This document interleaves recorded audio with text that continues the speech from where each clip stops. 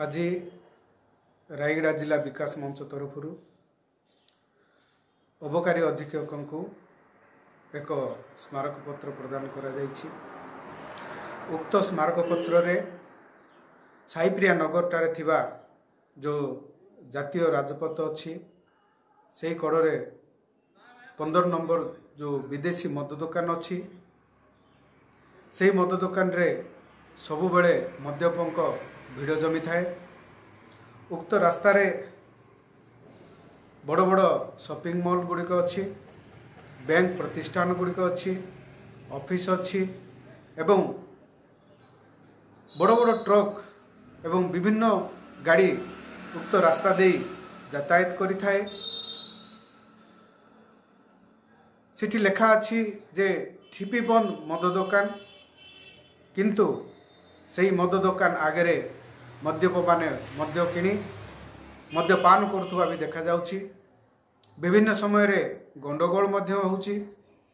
विशेषकर मद पी बेपरुआ भावे गाड़ी चालना करी दुर्घटना भी घटिवार नजर रही।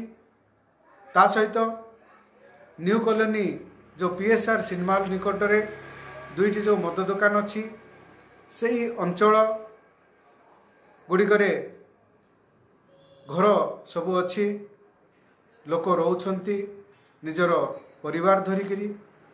निकटरे एक विद्यालय भी अच्छी, पीएसआर सिनेमा हॉल अच्छी एवं सरकारी कार्यालय अच्छी, दुकान बजार अच्छी।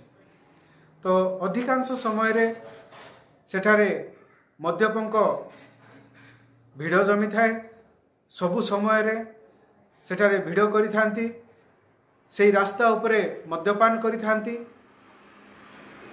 तेणु उक्त अंचल जो विद्यालय थिबा छात्र छात्री एवं अभिभावक माने एवं यातायात करुवा जो लोके निजको सब बेले असुरक्षित मनुछंती। विभिन्न समय रे गंडगोल मध्य होउछि। तेणु उक्त अंचलरू ए दुईटी मद दुकान एवं जातीय राजपथ कड़े थिबा मद दुकान को सेठारे न रखी अन्य स्तर स्थानांतर करिबा निहाती आवश्यकता होई पड़िछि। नहले आगामी दिन रे विभिन्न प्रकार असुविधार सम्मुखीन हेई पारे।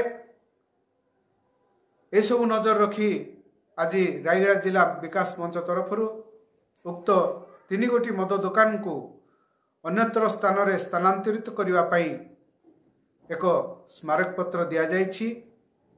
एवं यही जो दाबी आमर जदि दिया करा न गले आमे आगामी दिन रे अबकारी मंत्री को मध्य स्मारक पत्र प्रदान करिबु।